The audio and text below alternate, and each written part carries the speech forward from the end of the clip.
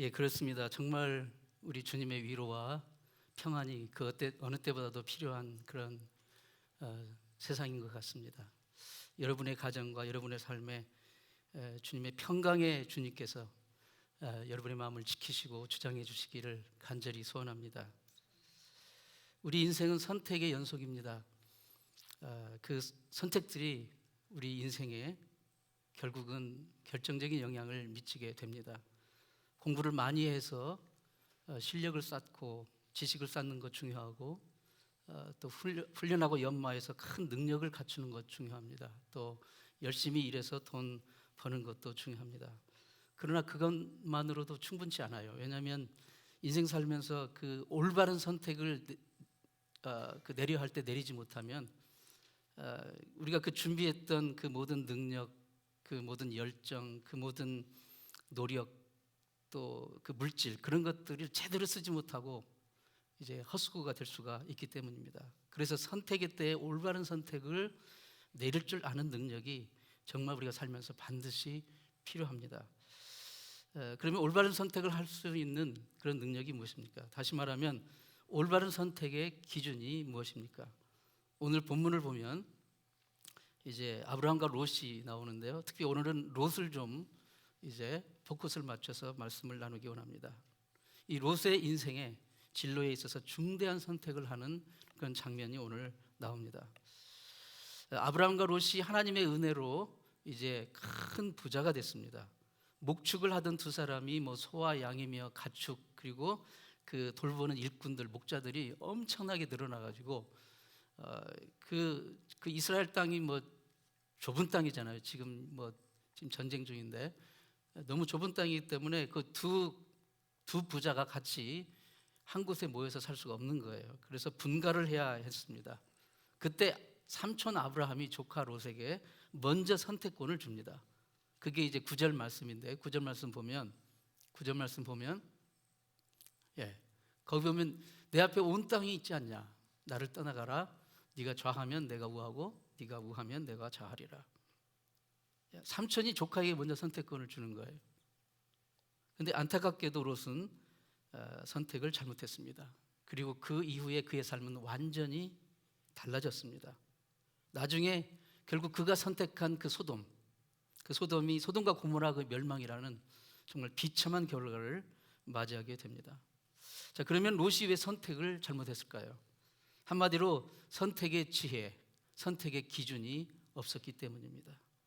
본문을 살펴보면서 우리가 하나님의 백성으로서, 하나님의 자녀로서 우리가 반드시 갖고 있어야 될 올바른 선택의 기준을 한번 살펴보기를 원합니다. 첫 번째로 우리가 먼저 하나님의 뜻을 묻고 선택을 해야 됩니다. 하나님의 뜻을 먼저 묻는 것이 너무나도 중요합니다. 자, 아브람과 롯은 하나님의 뜻을 따라 가나안으로 왔어요. 조상과 아비집을 갈대아 우르를 떠나가지고 이제 머나먼 낯선 땅 가나안까지 온 거예요. 그것은 전적으로 하나님의 인도하심과 하나님의 명령에 순종하심을 받아서 온 겁니다. 그런데 지금 롯은 이제 선택해야 될 그런 상황에서 엉뚱하게도 소돔을 선택하는 거예요. 물론 그 팔레스타인 지역이 크지 않으니까 거기서 거기라고 할 수 있지만, 어쨌든 그 소돔은 요단강 동편이기 때문에 엄밀히 말하면 가나안에서 벗어난 지역이라고 할 수가 있어요. 도대체 왜 하나님께서 지시한 그 땅, 가나안이 아닌 다른 땅을 선택했을까요? 바로 그겁니다. 롯은 중대한 인생의 선택을 할 때 먼저 하나님의 뜻을 묻지 않았다는 것입니다. 하나님의 뜻을 구하지 않았다는 것입니다. 그러다 보니 그는 이 선택이 지금 잘한 일인지 못한 일인지 알 도리가 없는 거예요. 그러니까 자기 생각, 전적으로 자기 생각, 자기 느낌, 자기 어떤 그 인스팅, 자기 욕심이 가는 대로 선택을 한 겁니다. 그래서 그 선택의 결과가 그에겐 두고두고 불행의 씨앗이 된 것입니다. 정말 선택을 잘해야 됩니다. 선택을 할 때 특히 우리는 가장 중요하게 하나님의 뜻을 먼저 구하고 하나님의 뜻을 찾아야 됩니다. 아주 오래전에 그 서울에 이제 아파트 붐이 일어날 때 강북에 살던 어떤 부부가, 크리스찬 부부가 사람들이 강남에 엄청나게 아파트를 짓고 했었을 때인데, 그때 이 사람들도 이제 자기들도 강남에 가서 한번 살아보자 해가지고 아파트 청약 신청을 했습니다. 인기가 워낙 높다 보니까 막 100대 1, 막 500대 1 이렇게 될 때였어요. 그런데 이 사람들이 당첨이 된 거예요. 당첨이. 이제 입주를 해야 했는데 욕심을 내서 큰 평수를 이제 적었기 때문에 정말 능력도 안 되는데 할 수 없이 결국은 이제 그것을 계약을 하고 이사를 하게 되었습니다. 이제 강북에서 강남 분당으로 이렇게 오는데 이제 강북 살 때 거기 이제 교회를 열심히 다니고 신앙생활을 하고 있었는데 갑자기 옮기니까 애들을 주일날 이제 교회를 보내야 되는데 뭐 강북 강남이 보통 거리가 아니잖아요. 결국은 아이들을 이제 신앙생활 열심히 하던 거기 교회를 포기하고 근처 교회, 전혀 쌩 모르는 그냥 근처 교회를 보냈어요. 그러다 보니까 시간이 가다 보니까 아이들이 완전히 그냥 풀어져 버리고 그냥 신앙도 다 깨져 버리고 무너지는 걸 보게 됩니다. 이 부부도 겨우겨우 주일날만 그냥 그 강북에 가서 교회를 다니는, 그러다 보니까 이제 교회 생활, 신앙 생활이 예전 같지 않았어요. 세월이 가면서 가정에 문제가 생기고 특히 아이들의 문제가 생기고 본인들도 결국 신앙이 점점 약해지고 이제 식어졌습니다. 그때 목사님이 물어봤어요. 도대체 형제님 자매님 어떻게 된 겁니까? 그러자 이 부부의 답은 의외로 간단했습니다. 목사님, 고백할 게 있습니다. 저희가 강남으로 이사 갈 때, 아파트 청약 신청할 때 사실은 우리가 하나님께 먼저 하나님의 뜻을 구하지 않았습니다. 그냥 친구 따라 강남 간다고 그런 마음으로 그냥 저희들이 얼떨결에 그렇게 신청을 하고 이렇게 와버리고 말았습니다. 수많은 그리스도인들이 하나님의 자녀로 가면서 인생의 중요한 선택할 그 시점에 하나님께 기도로 묻지 않습니다. 하나님의 뜻을 구하지 않습니다. 인간의 욕심에 끌려서 자기 어떤 그 경험과 지혜를 가지고 결정을 합니다. 그리고 나중에 후회할 선택을 하게 되는 거예요. 물론 대부분의 그리스도인들이 하나님의 뜻을 찾고 따라야 한다는 것을 잘 알고 있습니다. 그러나 정작 인생의 정말 중요한 상황에서, 정말 다급한 상황에서 하나님의 뜻을 구하려는 그런 노력을 쉽게 잘하지 않아요. 왜냐하면 그것은 어렵기 때문에, 인내가 필요하고 힘들기 때문입니다. 그래서 처음에는 이렇게 기도하면서 하나님의 뜻을 구하는 것 같다가 결국 이게 힘들고 어렵고 인내가 필요하기 때문에 흐지부지 포기하는 경우가 많습니다. 충분히 기도하고 깊이 생각해서 하나님의 뜻을 찾고 선택하는 것이 더디고 느린 것 같으나 그게 가장 빠른 길입니다. 하나님의 뜻을 묻지 않고 서둘러 결정했다가 나중에 바로 잡으려고 한다면 시작은 빠른 것 같지만 결과적으로 훨씬 늦은 길이 되는 것입니다. 사랑하는 성도 여러분, 여러분의 인생에 정말 중요한 선택을 해야 할 때 하나님의 뜻을 구할 수 있기를 바랍니다.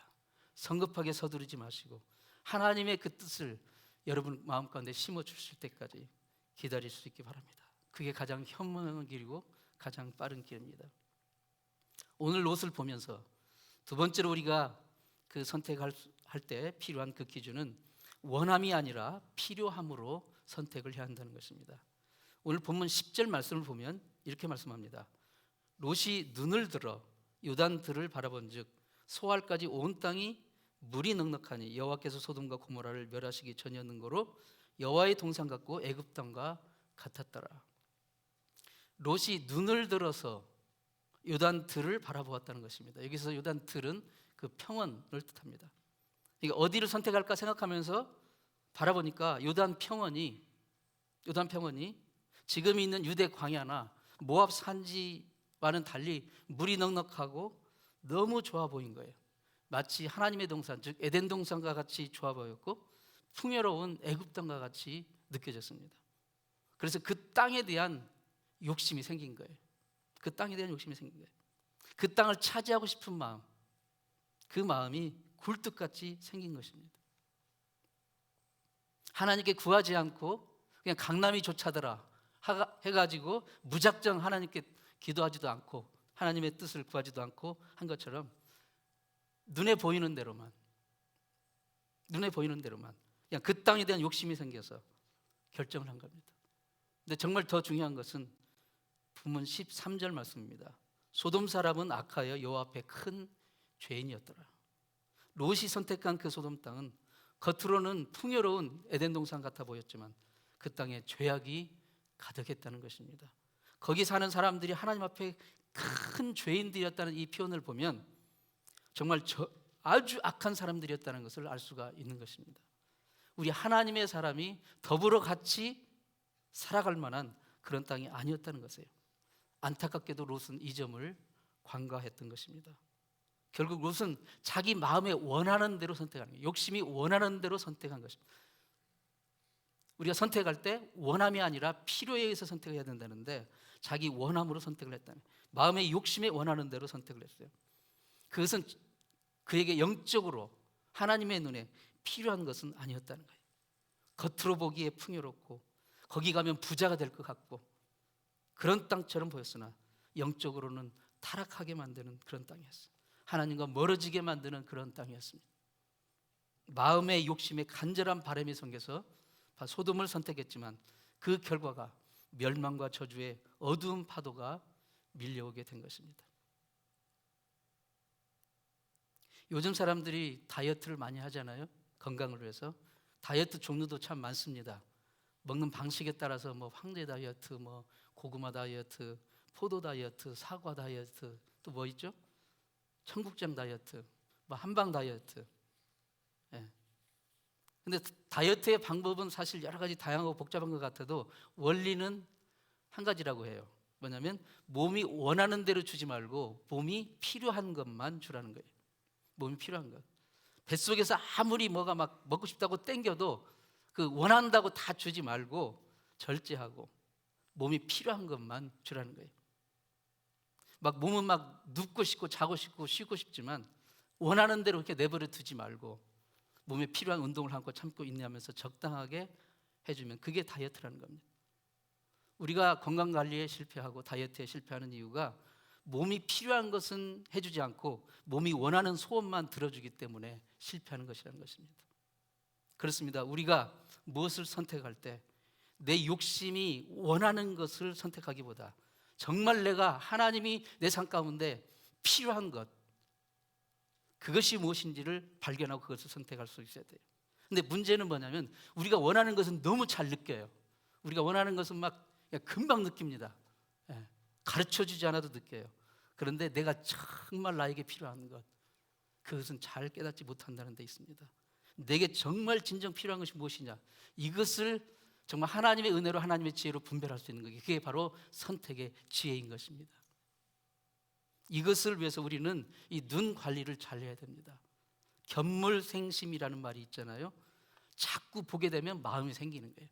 자꾸 어떤 것을 보게 되면 욕심이 생기는 거예요. 하와가 그랬습니다. 하와가 창세기 3장 6절 말씀 보면 하와가 선악과를 본즉 그랬어요. 본즉 선악과를 본즉 먹음직도 하고 보암직도 하고 탐스럽게 할 만한 그런 이 과일로 보였다는 거예요. 자꾸 우며가면서 선악과를 바라보니까 어때요? 견물생심, 마음이 생겨요. 욕심이 생기는 거예요. 그래서 결국은 따먹는 겁니다. 여호수아 7장 21절 말씀 보면요, 이제 이스라엘 백성들이 여호수아 장군의 이제 그 지도하에 전쟁을 이제 하고 거기서 이겼어요. 그래서 거기서 많은 전리품을 얻었습니다. 근데 거기에서 하나님이 전쟁하기 전에 어떤 물건에 대해서 하나님께 바칠 것이니까 절대 손대지 말라는 명령을 주셨어요. 근데 아간이라는 사람이 그 물건 중에 하나님께 바칠 물건 중에 딱 눈에 띄는 것이 있어요. 그게 바로 시나산의 아름다운 매트를 봤어요. 여기서 시나산은요, 바벨론을 말합니다. 그때 당시 바벨론은 세계 최고의 선진국이었어요. 최고의 문명국이었어요. 그러니까 그때 당시, 지금도 그렇잖아요. 그때도 바벨론산 제품이면 꽝 죽는 거예요. 그러니까 시나산 외투라는 것은 지금으로 하면 루이비통, 버버리, 이런 거였던 것 같아요. 샤넬. 그러니까 그걸 보고 그냥 눈이 거기에 딱 거기에 보고 그랬잖아요. 보고 딱 가지고 숨겼어요. 하나님은 아시잖아요. 그러니까 엄청난 재앙이 임했습니다. 결국은 누가 그랬냐? 결국은 다 찾아냈는데 결국 들통이 났어요. 그러니까 고백을 했습니다.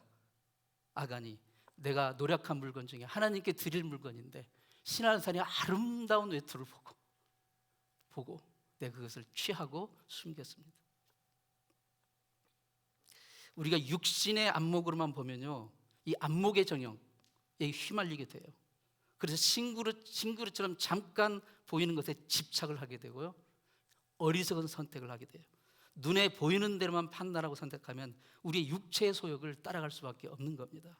사랑하는 성도 여러분, 우리 육신의 눈이 아니라 정말 믿음의 눈으로 하나님이 주시는 지혜로 선택하고 판단할 수 있기를 축원합니다. 내일 모레가 할로윈 데이잖아요. 할로윈 데이. 할로윈 그 열성적으로 참가하는 사람들은 막 흉측한 음산한 그런 옷을, 귀신 같은 옷을 입고 막 돌아다닙니다. 그렇잖아요. 아이들은 마녀 복장, 마법사 복장, 해골 복장을 하고 집집마다 돌아다니면서 트릭 앤 트릿을 합니다. 육신의 눈으로만 보면 어때요? 그냥 가을철 재미있는 그런 축제예요. 그냥 거기 참가하는 대부분의 사람들이 내가 이거 귀신 섬기고 그런 마음으로 하는 거 아닌 걸 압니다. 하지만 우리 성도들은 육신의 눈에 보이는 대로 선택하고 판단해서는 안 되는 거예요. 거기에 함정이 있는 겁니다. 할로윈은 엄격히 말해서 성경과는 아무런 상관이 없는 그냥 세속적인 세상의 축제인 거예요. 셀틱, 이제 우리 노사 목사님이 지금 할로윈에 관한 그리스도인의 성경적인 관점에 대해서 지금 정리해서 밖에 유인물을 준비했는데 꼭 하나씩 가져가서 읽어보시기 바랍니다. 거기에 이제 자녀들을 어떻게 알려주고 교육해야 할지도 나와 있는데 꼭 가서 보시기 바랍니다. 그런데 이 할로윈이요, 셀틱 말하자면 미신적인 전설인 거예요. 왜냐하면 딱 이 11월 1일은 모든 성인들을 이제 추모하고 추앙하는 그런 날인데 그 전날은 딱 하루만 귀신들을 다 풀어놓는다는 거예요. 귀신들을, 죽었던 사람들을.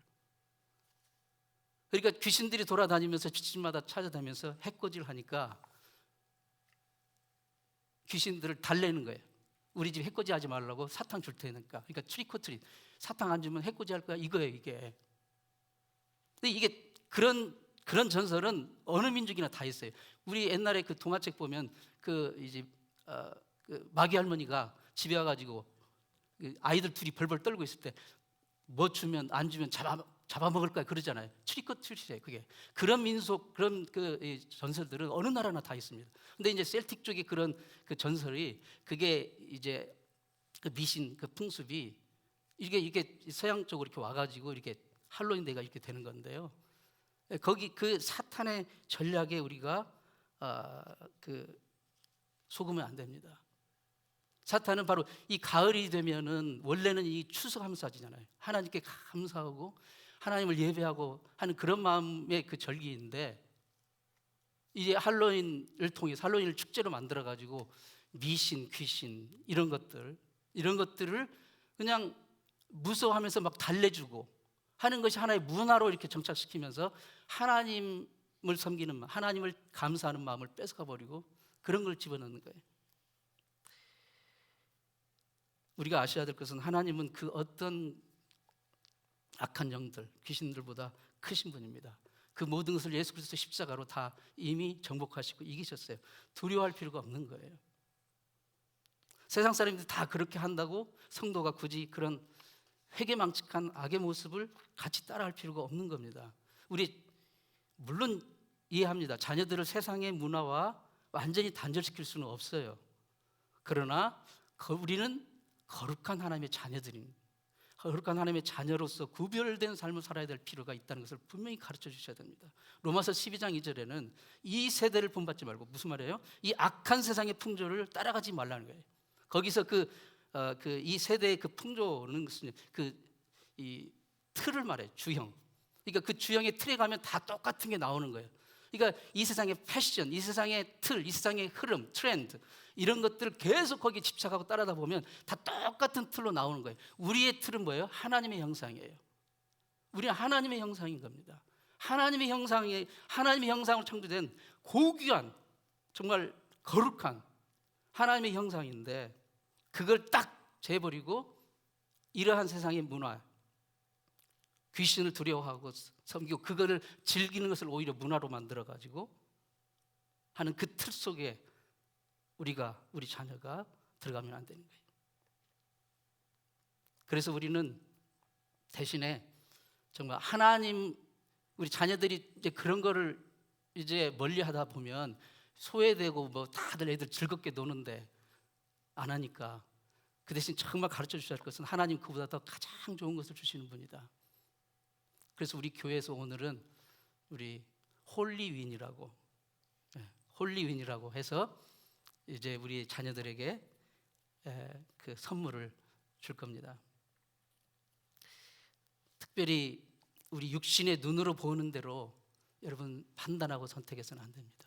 세상이 악한 마귀가 어떠한 의도를 가지고 세상의 문화를 이용하고 이런 비즈니스를 이용하고 이런 흐름을 이용하는 것을 잘 분별하고 판단할 수 있어야 됩니다. 세상의 더러운 것의 상징이 뭐예요? 파리잖아요, 파리. 그래서 우리는 파리만 보면 무슨 충동을 느낍니까? 그냥 잡아가지고 죽이려는. 우리 집에 파리 한 마리 들어오면요, 우리 집은 전쟁입니다.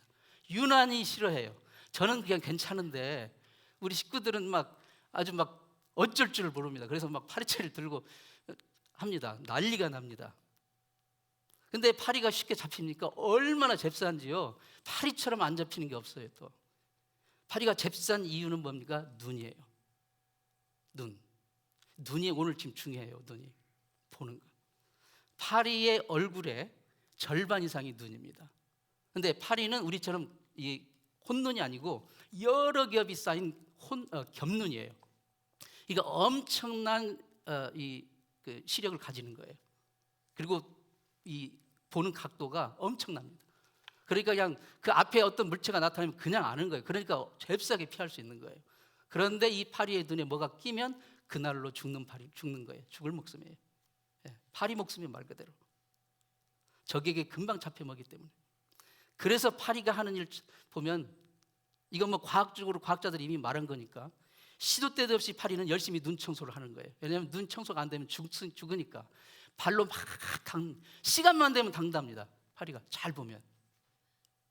그러다 보니 세상에서 가장 맑은 눈을 가진 이 동물이 파리랍니다. 우리한테는 더러운 일을 다 시키고 저는 가장 맑은 눈을 가지고 있어요. 파리가. 왜냐하면 저도 살기 위해서. 여러분, 우리가 정말 필요한 것이, 우리가 육신의 원함이 아니라 정말 우리 삶에 필요한 것이 무엇인지 그것을 볼 수 있는 그 눈, 파리도 저 살기 위해서 열심히 닦는 것처럼 이 영적인 눈, 믿음의 눈을 우리는 열심히 닦아야 됩니다. 하나님의 말씀으로, 성령의 인도하심으로. 그래서 정말 하나님의 뜻을 가지고 분별하고 선택할 수 있는 여러분 되시기를 축원합니다. 세 번째로 선택의 중요한 기준이 믿음의 공동체의 덕을 세우는 선택을 해야 되는 거예요. 삼촌 아브라함이 롯에게 제안을 했습니다. 땅은 좁고 사람은 많고 비즈니스는 커졌고 이제 우리가 서로 이러다 보면 계속 싸우기만 할 일만 생기니까 우리 분가하자.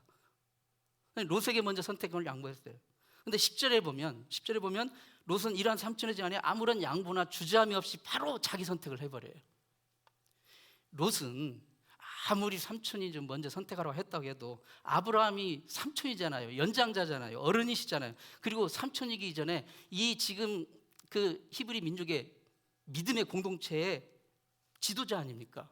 그렇다면 롯은 당연히 이렇게 말했어야 돼요. 아닙니다, 삼촌. 삼촌이 먼저 선택하셔야죠. 삼촌이 먼저 선택하시면 제가 나중에 해도 늦지 않습니다. 이렇게 말해야 당연한 거 아닙니까? 네.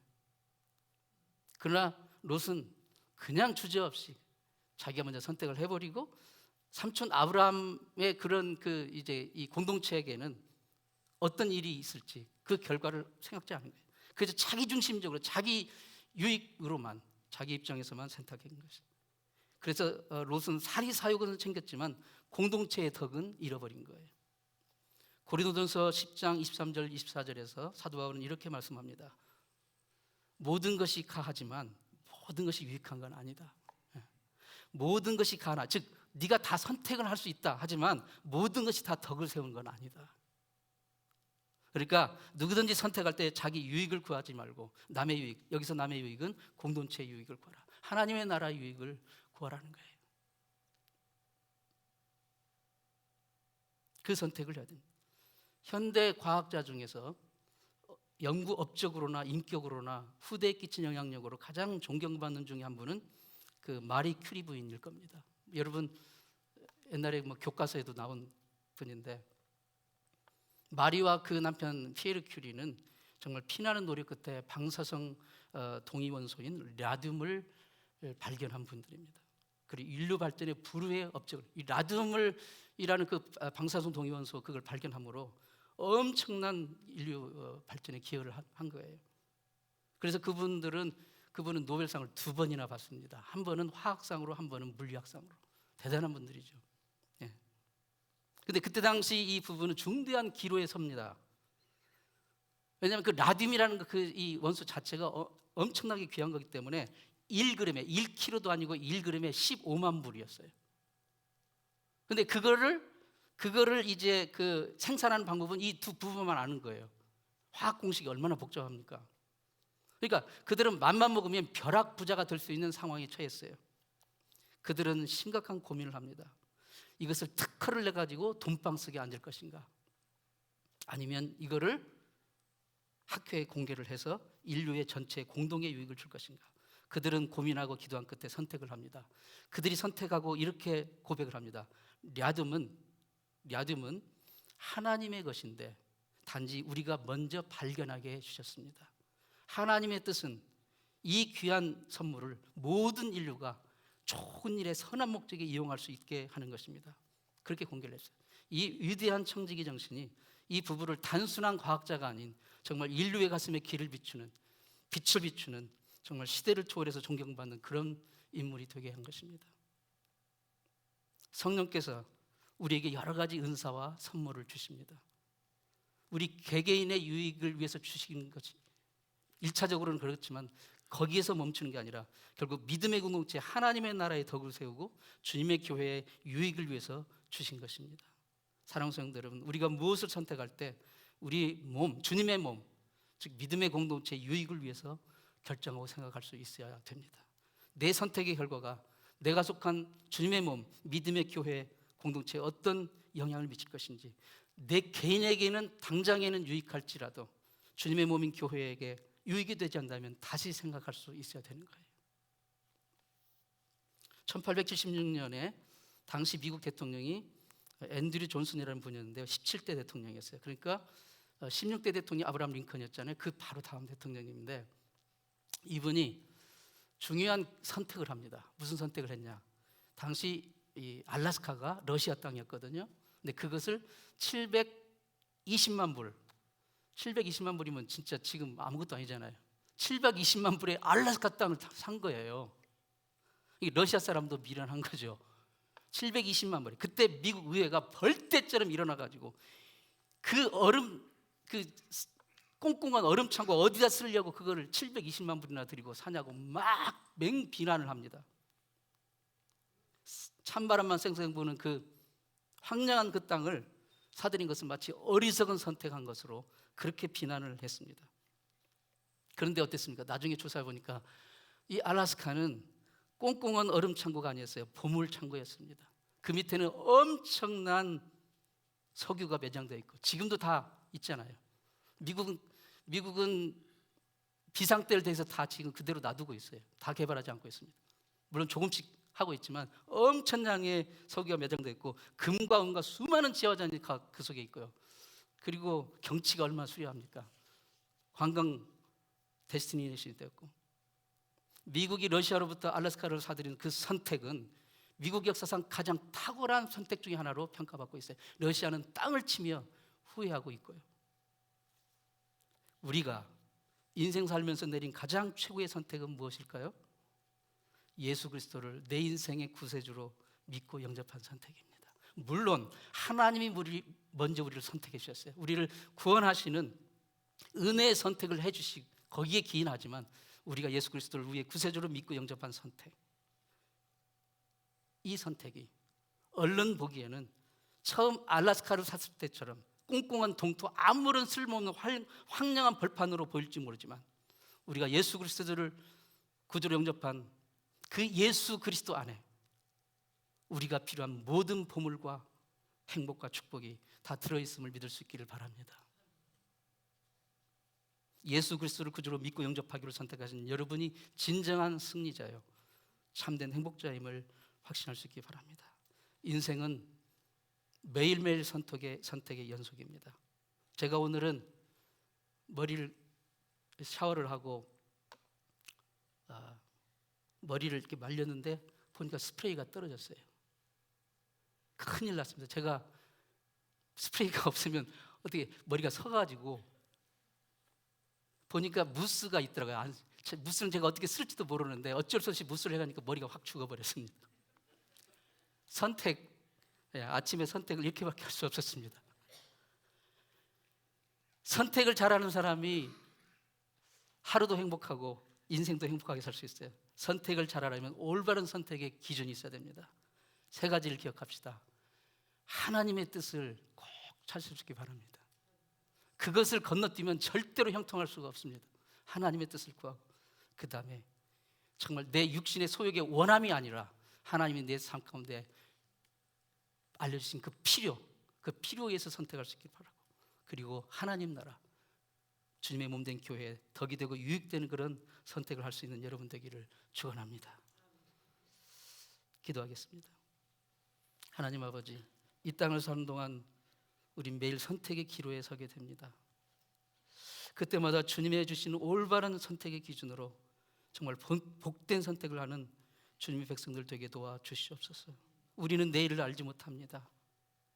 주님, 그래서 우리는 주님의 인도하심이 필요합니다. 주님의 은혜가 필요합니다. 주님의 뜻이 필요합니다.